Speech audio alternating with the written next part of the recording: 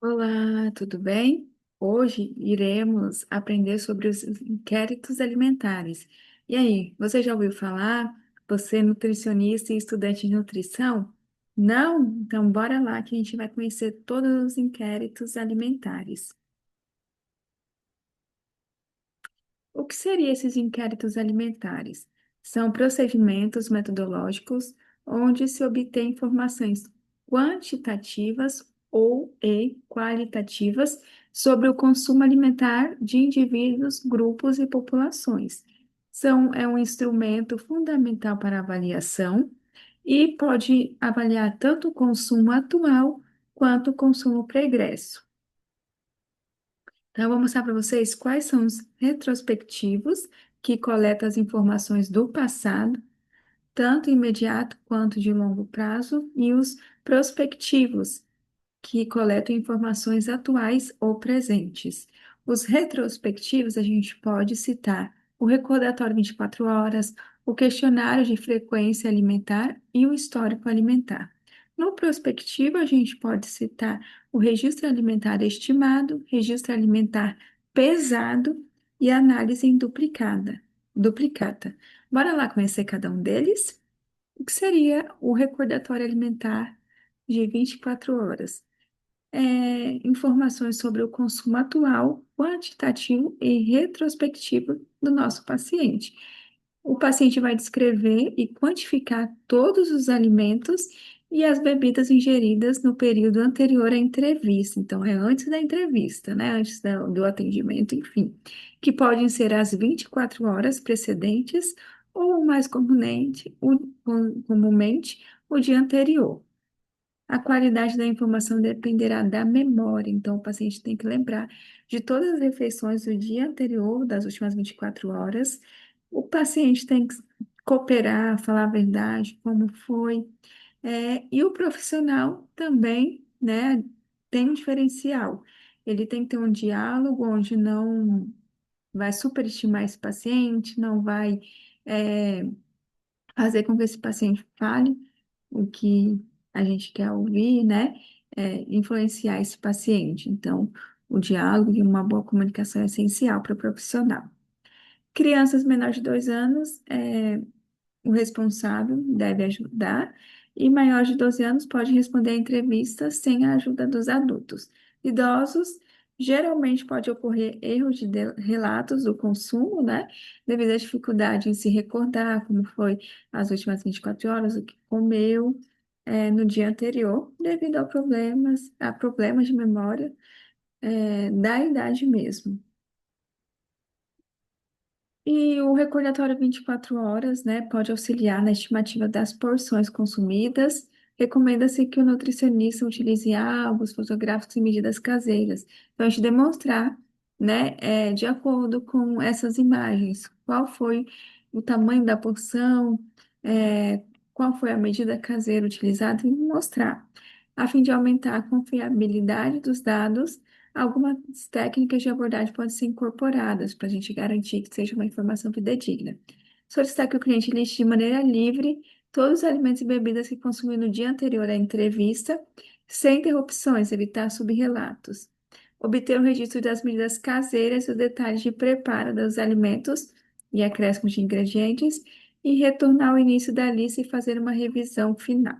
Então, são algumas estratégias que podem ser utilizadas para aumentar a confiabilidade da resposta desse recordatório. Quais seriam as vantagens do recordatório 24 horas? É fácil e rápido de ser administrado, baixo custo, quando realizado em série, fornece estimativas de ingestão usual do indivíduo, não altera a ingestão usual, pode ser utilizado em grupos, com baixo nível de escolaridade, e pode ser utilizado para estimar o VET da dieta e a ingestão de macronutrientes. E as desvantagens vai depender da memória desse paciente, requer um treinamento do nutricionista, né, ou do entrevistador, para evitar que a gente induza o paciente. A injeção da última 24 horas pode ser atípica, bebidas e lanches tendem a ser omitidos, não fornece dados quantitativos precisos sobre a ingestão, vai depender do paciente, não reflete a diferença entre a ingestão dos dias da semana e o final de semana. Isso pode ocasionar ou superestimação. E o questionário de frequência alimentar? É retrospectivo e avalia o consumo habitual. Lista ou relação definida de itens alimentares, onde se indica a frequência do consumo num período de tempo. Então, a gente já vai perguntar a frequência de certos tipos de alimentos. Pode ser qualitativo, semi-quantitativo e quantitativo. Questionário de frequência alimentar, mais recordatório 24 horas, a gente vai conseguir confirmar a veracidade das informações colhidas. O objetivo é avaliar o quanto certos alimentos ou grupos de alimentos são consumidos durante um determinado período de tempo, e estabelece relação de casualidade, dieta e doença. O QFA é o mais prático e método de avaliação da ingestão dietética, particularmente em estudos epidemiológicos e relaciona a dieta com a ocorrência de doenças não transmissíveis. Três modalidades a gente vai ter. Questionário de frequência alimentar qualitativo. Então, o nutricionista ou pesquisador não vai especificar a quantidade de alimento, dependendo apenas do número de vezes em que o alimento ou grupo de alimentos é ingerido. Por exemplo, o leite, quantos dias da semana, né? Qual a frequência de consumo. Questionário de frequência alimentar quantitativo. O próprio entrevistado relata a porção e a frequência do consumo dos alimentos. E o semi-quantitativo, é, o paciente também vai, né, dizer. E o questionário com lista de alimentos e porções estabelecidas. Frequência de consumo, diário, semanal, nunca. E modo de preparo conforme objetivo de estudo. Aqui um exemplo. A quantidade, a frequência. Vantagens: identifica padrões de ingestão alimentar associada às doenças, é menor custo, pode ser auto-administrativo, a gente consegue identificar o consumo habitual, rápido, simples a administração. Numa única aplicação a gente consegue, né, informações importantes. Hábito não altera o padrão de consumo, fácil para entrevistado, muito usado em estudos epidemiológicos, gera resultados padronizados, classifica o indivíduo em categorias de consumo. As desvantagens: limitação de alimentos na lista, então vai ter alguns alimentos que não vai ter na lista, subestimação, listas compiladas para a população geral pode não ser útil para grupos com diferentes padrões alimentares. Não é recomendado para avaliar a adequação de ingestão de nutrientes, depende da memória, dos hábitos alimentares passados, pode haver limitações em analfabetos e idosos, a acurácia da quantificação é um pouco exata, requer esforço e tempo, validade deve ser testada a cada novo instrumento. O histórico alimentar, conhecida como anamnese alimentar ou diária habitual, é um método também retrospectivo, qualitativo, ou quantitativo e consumo habitual.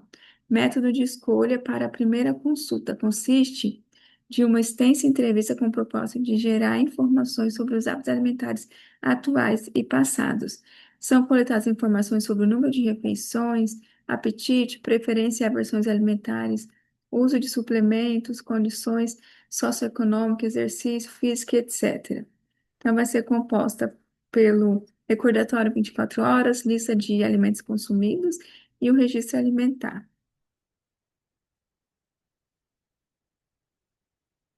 Vantagens: leva em considerações modificações sazonais, fornece uma completa e detalhada descrição qual e quantitativa da ingestão alimentar, minimiza as variações que ocorrem dia a dia, fornece uma boa descrição da ingestão usual.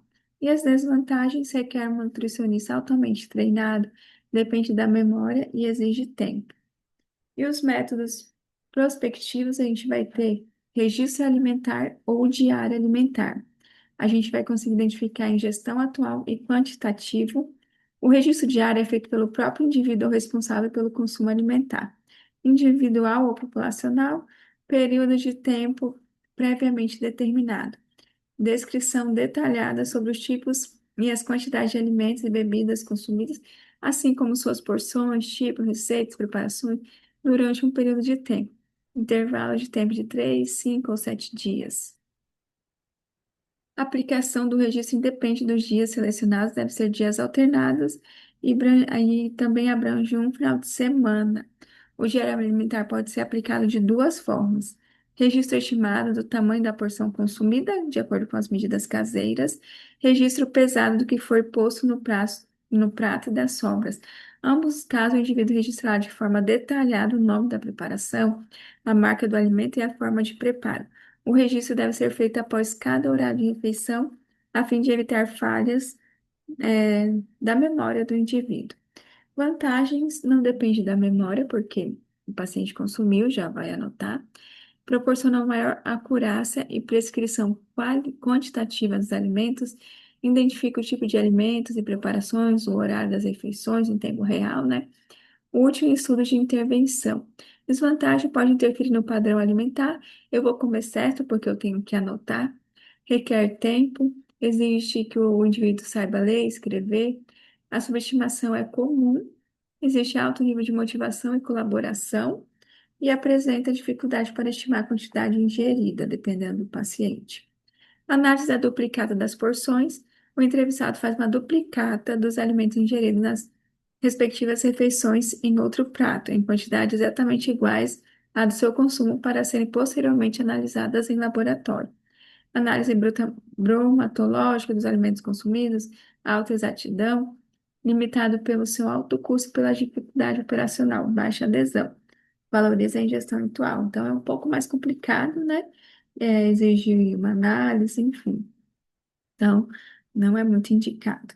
Vantagens: vai ter exatidão, usado em estudos metabólicos, não precisa de validação de outros métodos, avalia a ingestão individual e atual. Desvantagens: custo elevado, ingestão habitual pode ser alterada, requer mais tempo e necessita de cooperação do entrevistado. Então é isso, pessoal. Esses foram os métodos dos inquéritos alimentares que a gente pode utilizar para estimar o quanto o paciente está comendo, os hábitos alimentares do paciente, para assim a gente elaborar uma dieta específica de acordo com a realidade daquele paciente. Certo, pessoal? Tchauzinho e obrigada.